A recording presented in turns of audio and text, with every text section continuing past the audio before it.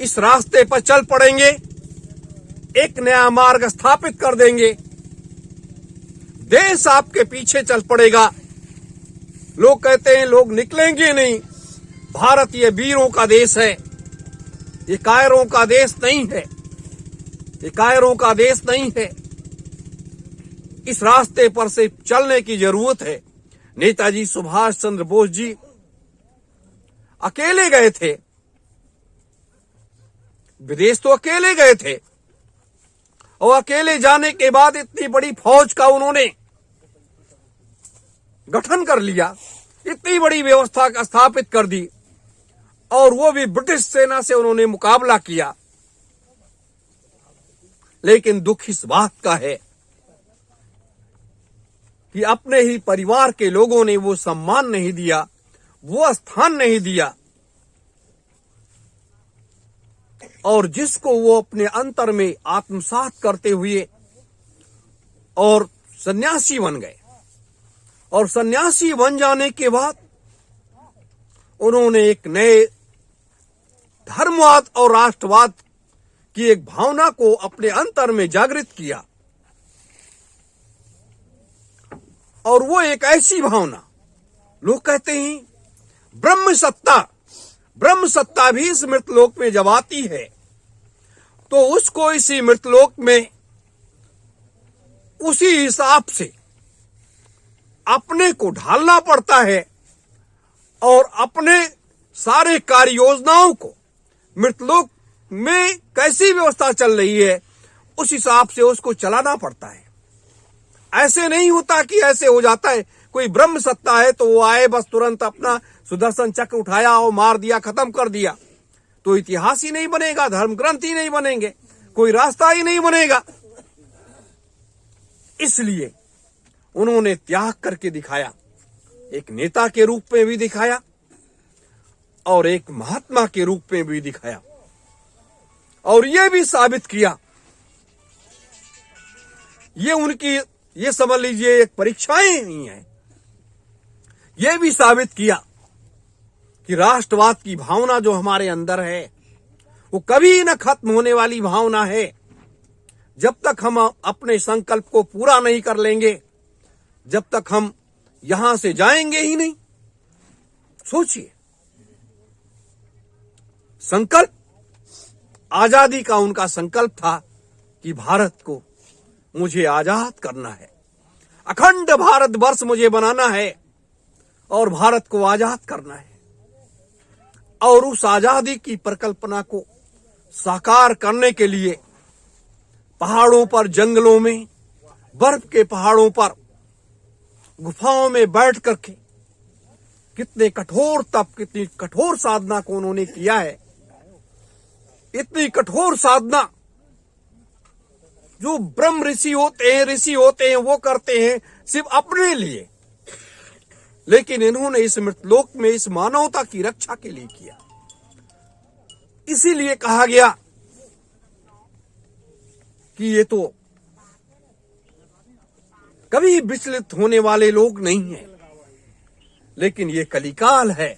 इस कलिकाल में, इस कलियुग ने यह भी दिखाया कि आप कुछ भी करो, हम आपके पैर को टिकने नहीं देंगे, हम आपको उस सम्मान, वो स्थान आपको नहीं लेने देंगे।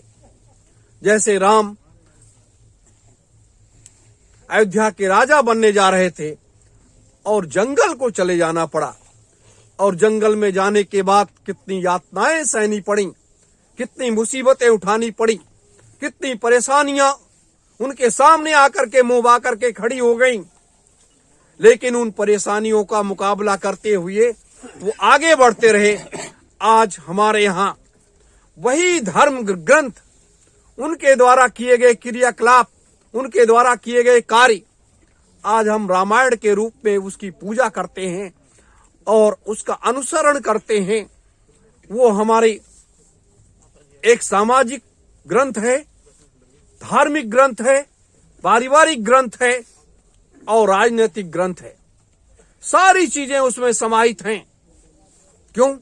ऐसा कार्य राम जी ने किया, तो हमारे सुभाष जी ने भी इस तरीके से कार्य किया है। अपने जन्म से लेकर के आज तक जो इनके ग्रंथ में सारी चीजें समाहित हो जाती हैं। और ये जो सबसे बड़ा कार्य है, जो अभी नहीं पूरा हुआ है, जो पूरा होने की तैयारी हो रही है, जिसको आप लोग सब लोग अपने लोग लगे हुए हैं, तो वो कार्य पूरा होने जा रहा है। तो अब उसके लिए हमें करना है, हम लोगों को विचार करना है।